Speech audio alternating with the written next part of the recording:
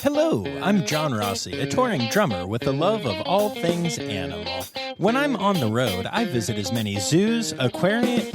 Hey, wait a minute. What's going on? Hey, what's going on there? Hello? Hello? Hello? We interrupt your regularly scheduled program to bring you Rossifari Zoo News. News you can use from the world of zoos and conservation. Every week, we bring you breaking news and analysis from around the globe, featuring the animals you love and the people who care for them. And here's your anchorman, John Rossi. Hi, hello, how are you? Welcome back to Rossifari Zoo News, your look at everything going on in the world of zoos, aquariums, conservation, and general animal weirdness. Couple quick reminders at the top of the show here. This is a crowdsourced Zoo News program, so if you see anything that you think would be worth mentioning on Zoo News, go ahead and tag me in it on the socials at Rossifari or on TikTok at Rossifari Pod, and I'll say your name at the end of the episode, whether I use the story or not, which is pretty cool. And also make sure you're following along on all those social places, and make sure you hit subscribe so you don't miss any of the Friday Zoo News episodes or Tuesday interview episodes. We actually have a very exciting guest coming up. Two exciting guests on Tuesday. One of them I've been pursuing since the beginning of this podcast. So pretty excited to share that with y'all. Yeah, but lots of good stuff. So support and be here and be awesome and yay. All right. So with that said, I want to do a real quick thing about this week. It has been a crazy week for me. Had some plumbing issues, had some tech issues, had a day at the aquarium, which made all of those go away because I love being there. It's been a good week, y'all. I've been traveling. I'm going to be traveling some more, but I don't want to use this time in this episode to share all of that with you like I normally do. Because, well, this week, Saturday Night Live celebrated its 50th anniversary, which is really astonishing. And I know I've mentioned it on here before, but I was actually on an episode of the show once. And I thought it would be kind of fun to share that whole story with y'all in order to celebrate the 50th anniversary of Saturday Night Live in my own way. And honestly, it's kind of a bit of a crazy story how it all happened. So I think you will enjoy it. And if not, oh well, it's not called Your Name Fari, it's Rossifari. So anyway, okay, so the way that this started, and this still blows my mind, is by text. So this happened kind of right before it became a thing where, you know, all those random texts, those like spammy texts come through that are just like, did you forget lunch today? Or something like that. So I got a text message from a New York number that came to my phone, and it was like, hi, John. My name is whatever, and I'm with Saturday Night Live. And I was told that you are a musician who might be interested in appearing in a digital short on the show. If that is something that you would be interested in, please send me a current picture, not a headshot, and I will get back to you if we're interested. And I'm not going to lie, y'all. I was very much convinced that that is not how SNL would cast a digital short. And so when I got it, again, I wasn't really thinking like spam texts like you would now.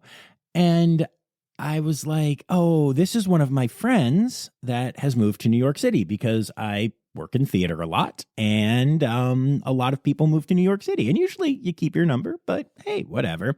And I was like, I don't really get why this friend is messing with me like this, but like, I'm not being gaslit. It's just like a silly prank or whatever. And I happened to be driving in the car with Miles at the time.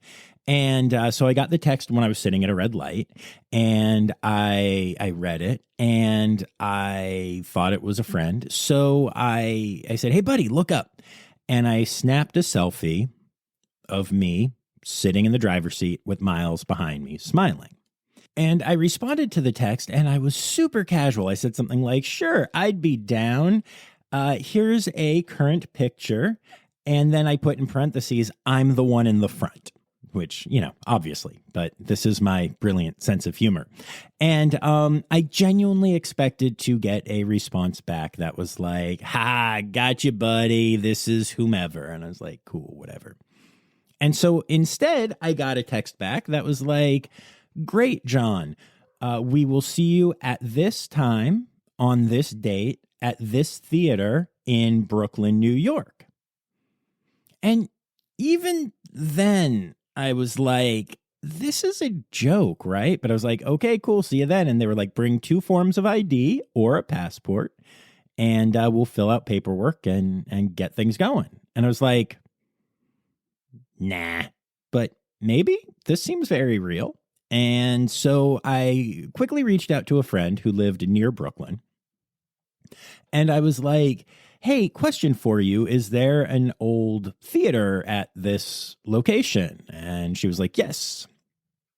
"Why?" And I was like, "Well, I either just got a text messing with me, or I got a text inviting me to be on Saturday Night Live."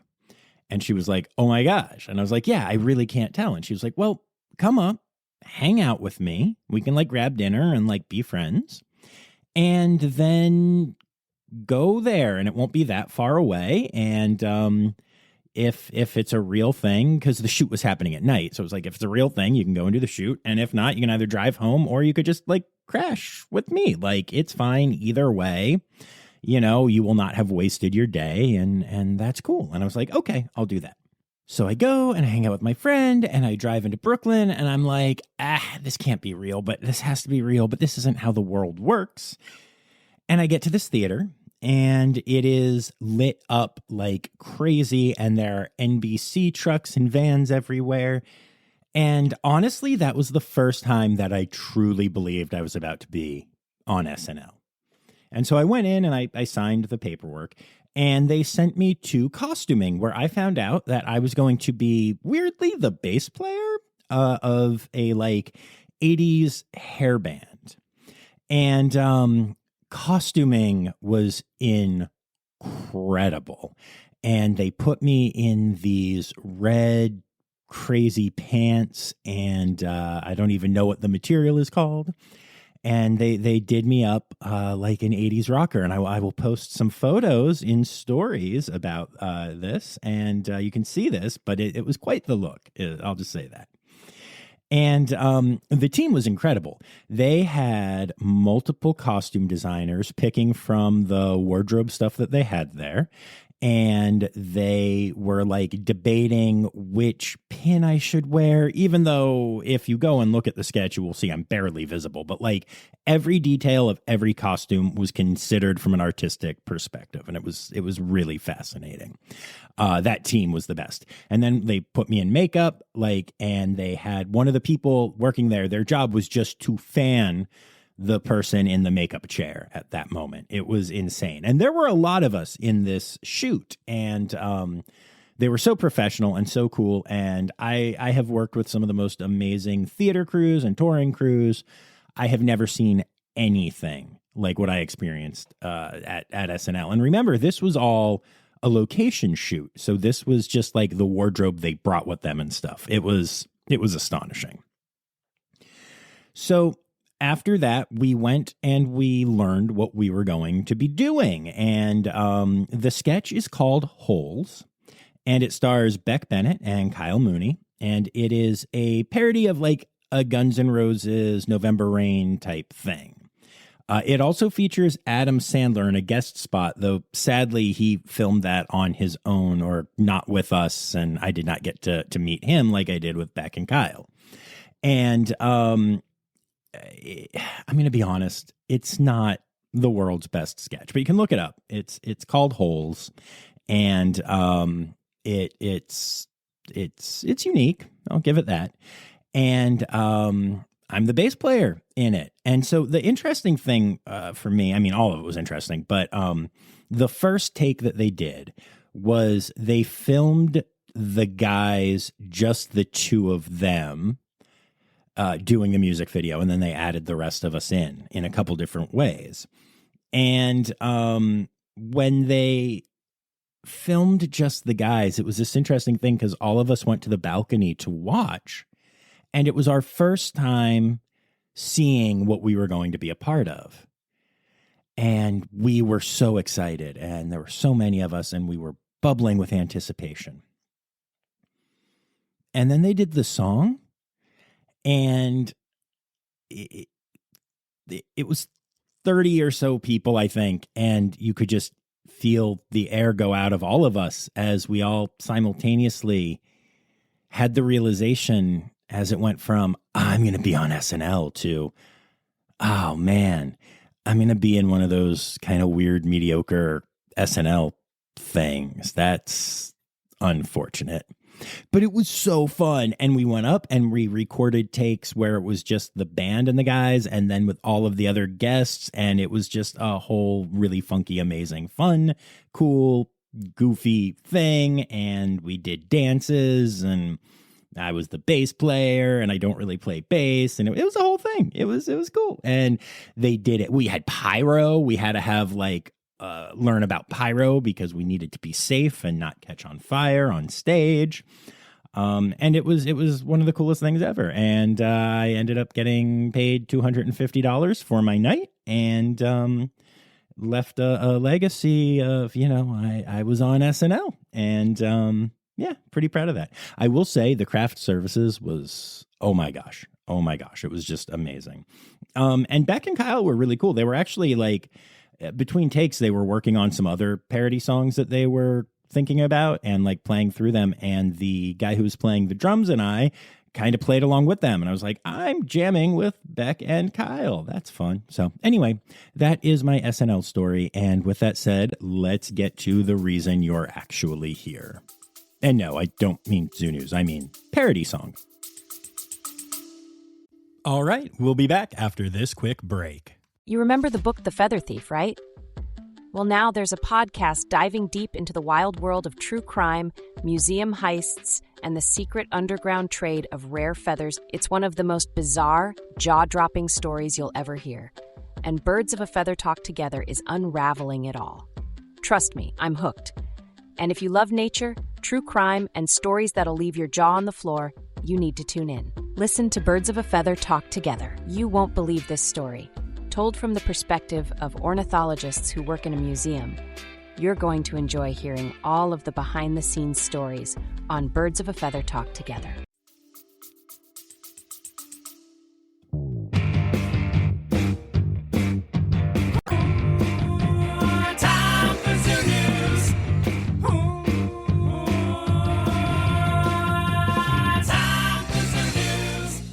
Okay, you're probably here for the Zoo News, which will start with our births of the week. So the Hogle Zoo in Salt Lake City has announced the birth of a male giraffe calf who came out at 6 foot 2 inches and is doing well.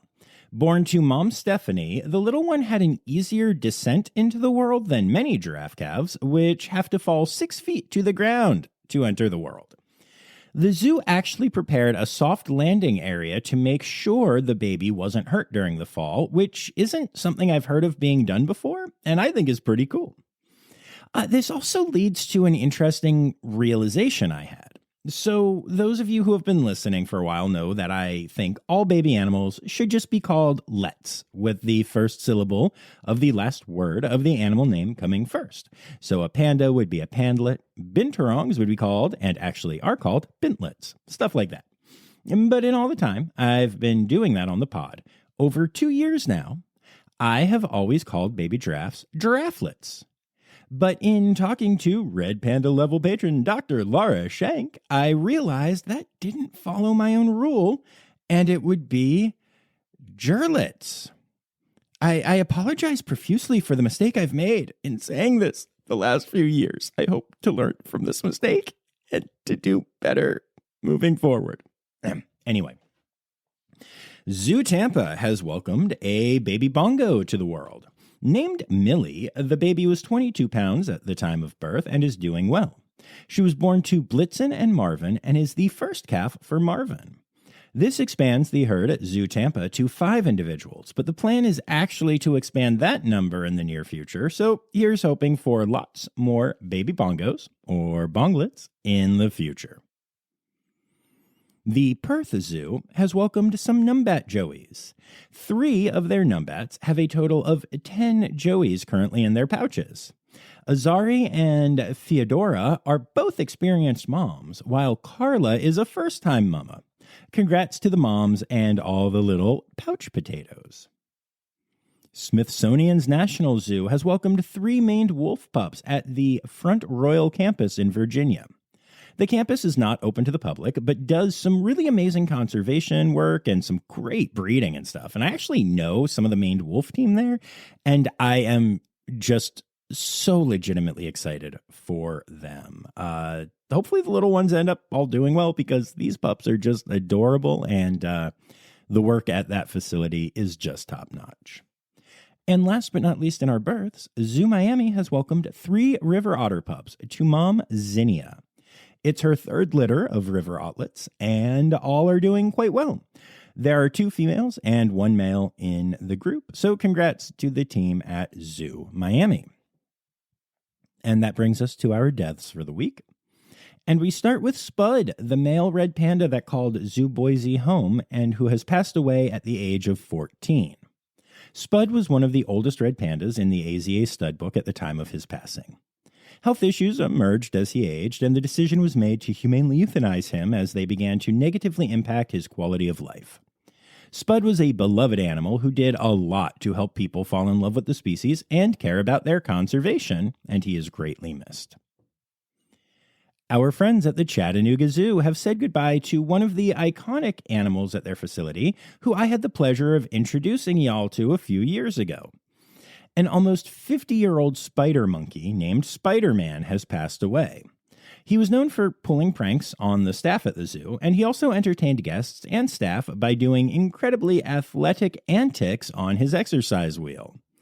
One of the most fascinating things about Spider-Man is his unique relationship to the president and CEO of the zoo, Darda Long. When she first started at the zoo, Spider-Man and Long formed an incredibly strong bond, which lasted until he passed away. He was the last resident at the zoo from the time that she started all those years ago, and was with her throughout her rise at the zoo to the top position there. In that way, Spider-Man was not just an iconic animal, but a true symbol of the zoo's growth in that time. And speaking of Marvel-named animals, the Denver Zoo Conservation Alliance has said goodbye to Captain America, the 24-year-old blue-streaked lory. Cap was the oldest bird in Lorikeet Adventure and was euthanized after experiencing neurological issues that affected his ability to perch and move safely in his habitat. Cap was bold, charismatic, and very loved, spending 23 years greeting guests at the zoo, making them fall in love with his species, and often messing with them, even stealing feeding cups from visitors. Captain America will be missed by multiple generations of staff and guests at the zoo, all of whom were able to build special relationships with him over the years. As of this time, there is no announcement on whether the zoo will be replacing him with a falcon from their collection. That was a Marvel movies joke, in case you missed it. Anyway, Paignton Zoo have announced the passing of Kivu, a 22-year-old western lowland gorilla. Sadly, Kivu had been experiencing changes in his behavior and eating habits that were causing rapid weight loss. Kivu was anesthetized for a full checkup, and unfortunately he did not awaken after the procedure. The zoo chose to close the ape center for a few days to allow staff proper morning time, which is something that we're going to talk about a little bit later here. So I really respect when zoos choose to do that. The Oakland Zoo has said goodbye to Sequoia, an 11-year-old wolf who was father to the 4 younger wolves that make up the pack at the zoo. So far, the pack seems to be handling the loss in stride. Sequoia did an awesome job raising his cubs, and now his legacy will live on in them. And last but not least, in the deaths section, we get to add a bit of levity to the only section that usually doesn't get much on my podcast. Our final animal obituary this week is for none other than Duo, the Duolingo owl. And yes, this is real. The language learning app announced the passing of Duo in a series of social media posts that first announced his passing and that authorities were looking into the matter, followed up by saying, TBH, he probably died waiting for you to do your lesson. And then they later explained that authorities had figured out that Duo had been hit by a Tesla Cybertruck. He is missed greatly? Question mark. But anyway, moving on from births and deaths, we get to the rest of our Zoo News section. I know that a lot of y'all were touched, very touched, honestly, by my episode with Emily Mack, in which she discussed grief and coping with it, sharing her own personal experience of an incredibly challenging time in her career. Some new research has come out that looks at the same topic, and it found that Emily is, not shockingly, not alone with dealing with the challenges of grief in the field. The study found that poor grief support from some U.S. zoos and aquariums has led to staff feeling limited empathy from leadership, which can lead to burnout and feelings of being unable to properly express their own feelings of grief. The study went on to state that animal care professionals and volunteers that are in organizations without supportive structures end up feeling hurt, shame, guilt, and anxiety when animals pass. On the other hand, study participants from organizations with grief-affirming cultures had more positive views and often were able to heal from the grief.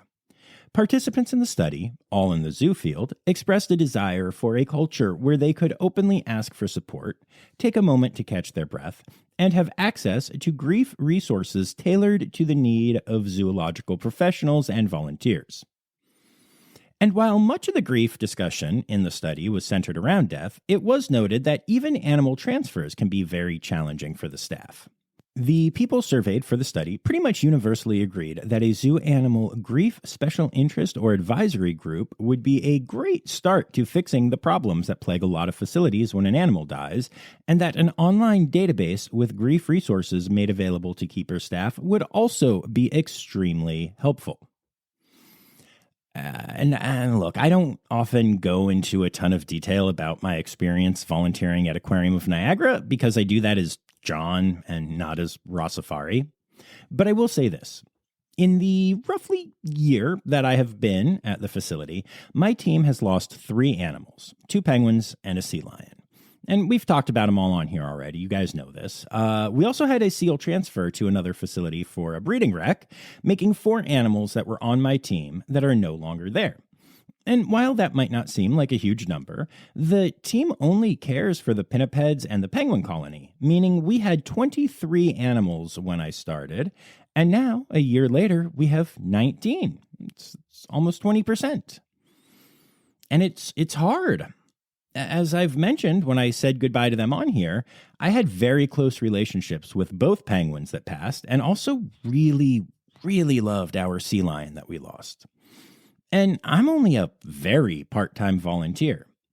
That being said, the team at the aquarium has been absolutely incredible every time an animal has passed.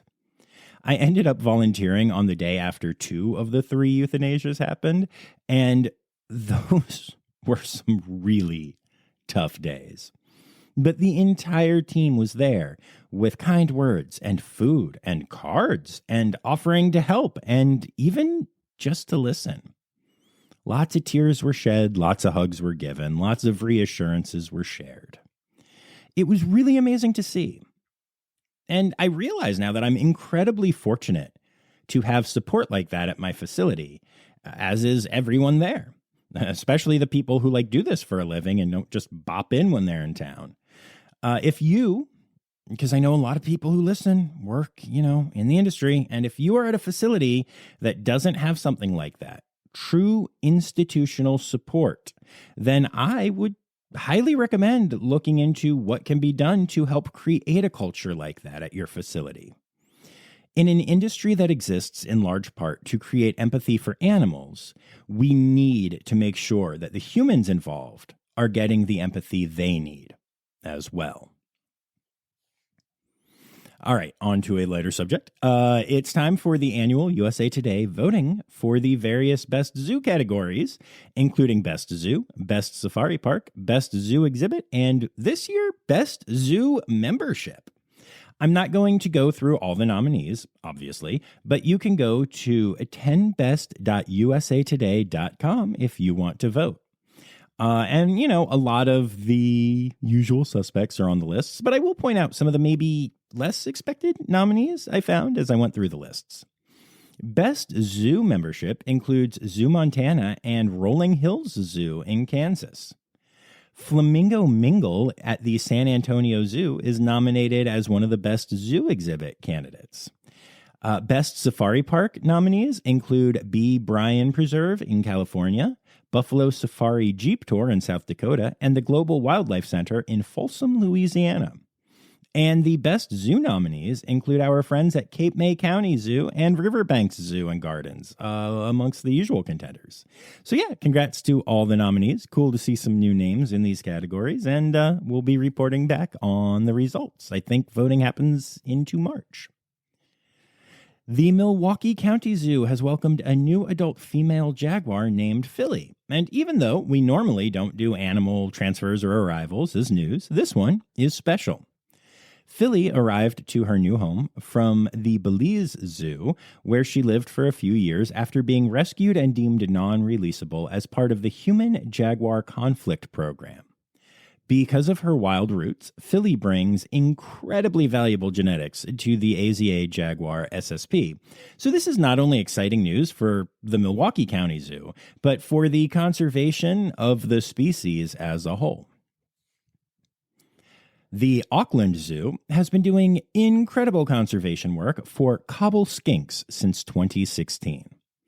At the time, the only known population of the species was severely impacted by erosion, so the zoo brought the remaining animals into its care and placed them into a breeding program. Since then, the zoo has been able to introduce 148 cobble skinks into the wild, a huge win since it was considered a real possibility that the wild population was zero after the zoo took in the remaining skinks it knew about. Now, since that time, additional wild populations have been found in New Zealand, and so the reintroduced skinks are actually released into areas near those populations, both to help the animals thrive, because obviously they have the resources they need there, and also to hopefully create more genetic diversity as the zoo-bred animals meet up with the wild population. So yeah, this is just a huge conservation win for the Auckland Zoo. Pretty excited about this next story, y'all. The Fort Worth Zoo hasn't made a social media announcement yet, but I can't wait to share the news any longer. I've been sitting on this since I was in Fort Worth, and the banner is officially up, and I've been sent pictures of it, so I can share that the Fort Worth Zoo is building a new habitat for red pandas. The species will be new to the zoo, and I'm really excited to get pandas at one of my favorite zoos and hopefully to get that zoo involved in the Safe Red Panda program. But first, of course, we actually have to, see the habitat get built. Still, exciting news for pandas, especially as there aren't a lot of pandas in that area of the country. And I know because I've spent a lot of time in Texas in the last couple of years, and even just this year. I'm always sad that I don't have panda time. And then last but not least in this section, February 14th was not only Valentine's Day and the day the last episode of Zoo News dropped, but was also the Super Bowl parade for the NFL World Champion Philadelphia Eagles.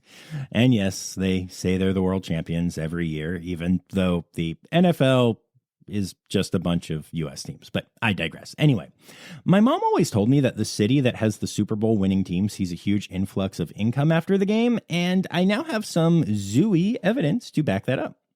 The parade route went right by the zoo, which led the Philly Zoo to close that day. However, they opened their parking garage where people could park for only $50 a car.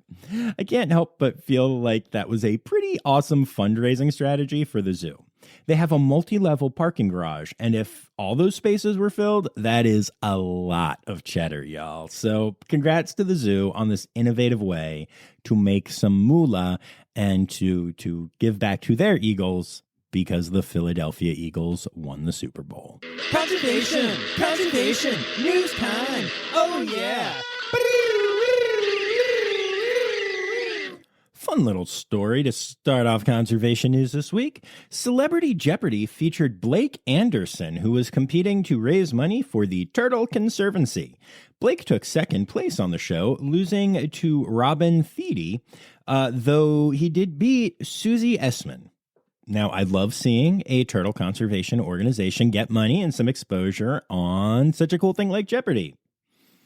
Also, if there's one thing I've learned from this story, it's that I don't follow pop culture at all because I have absolutely no idea who any of these people are.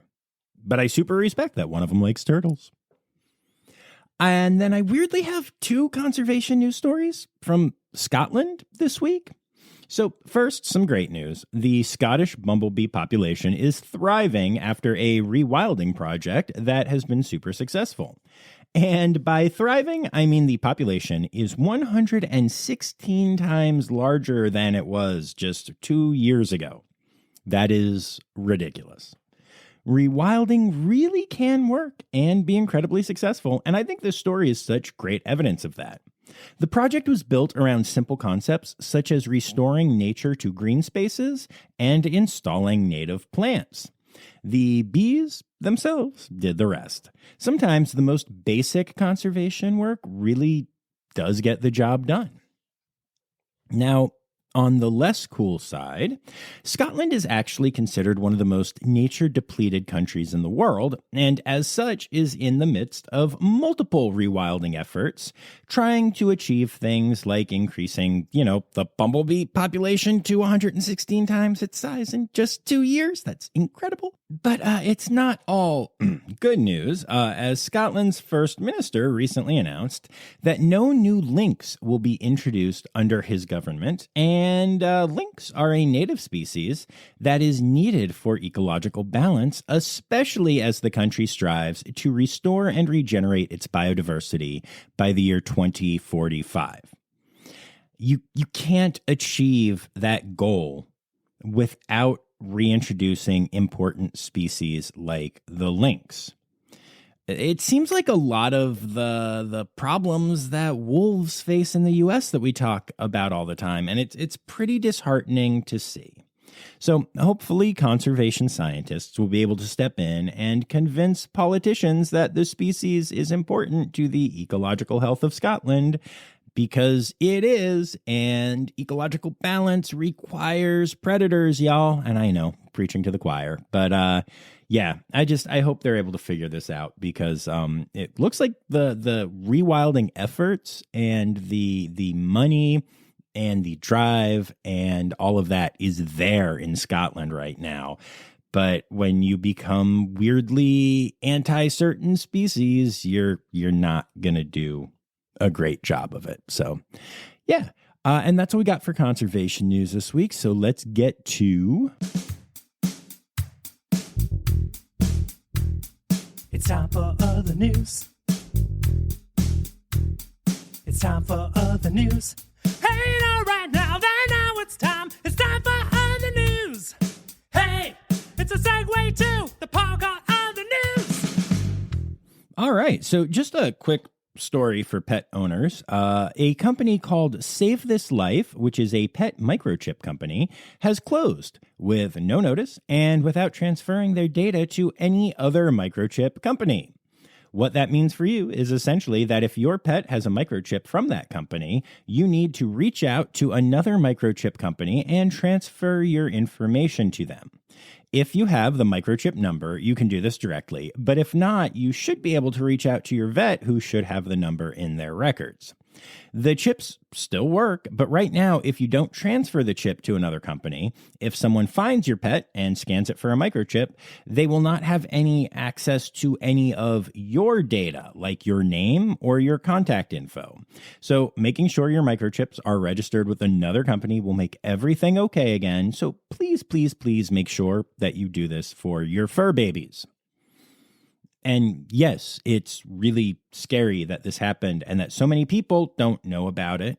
It's absolutely irresponsible for the company to do this and not transfer that data, and yeah, just a disaster. But, we can rant about that at some other time. Right now, it's just important to make sure that all of our fur babies are properly microchipped. And if you don't have yours microchipped, highly recommend it. You never know what's going to happen.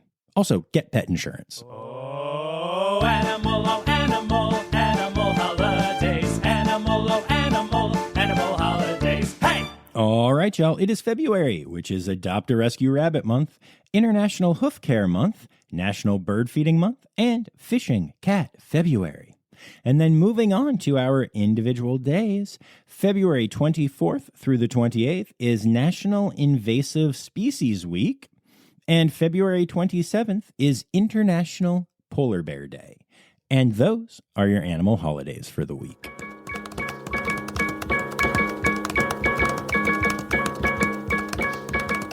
All right, so there you have it, folks. Rossifari Zoo News is done for another week, and I want to thank everyone who sent stories. I'm kind of playing catch up on some of the older ones that came in because I've just got so many great stories lately. I really appreciate all of the cool content. And yeah, so it's just been really, I read every one of them, whether they make it here or not. I love being educated on all this stuff. So thank you to the community for not only helping me with this project, but also for educating me and keeping me in the loop on all the things. I'd also like to say thank you to my Red Panda level patrons, Dr. Laura Schenk, Dr. Stephen Williamson, Barbara Bennett, Jenny Owens, Kevin Williams, and also here for the stickers.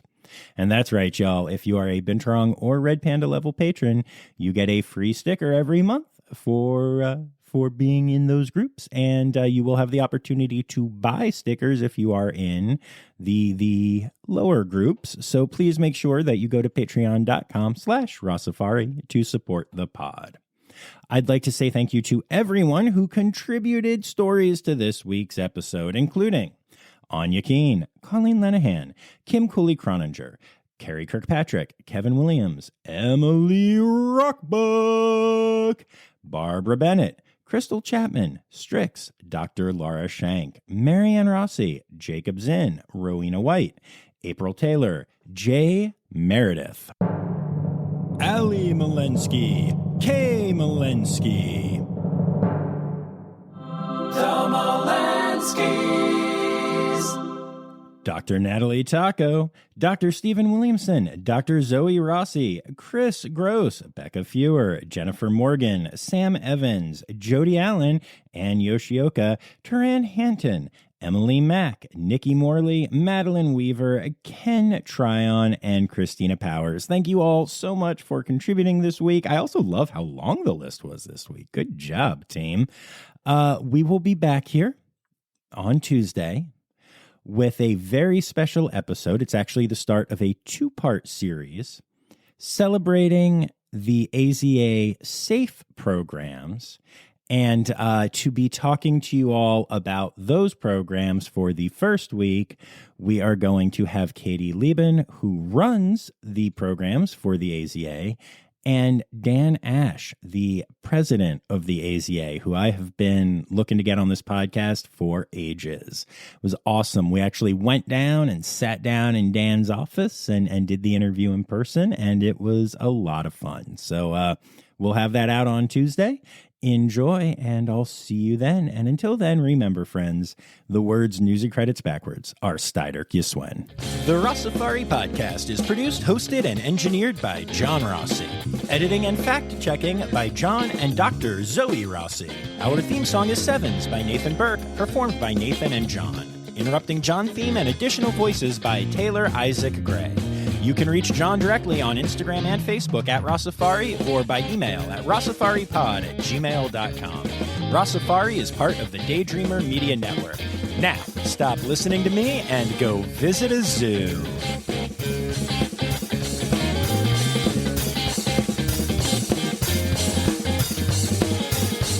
No outtakes this week, not because I didn't misspeak, but because I cursed too much every single time I did.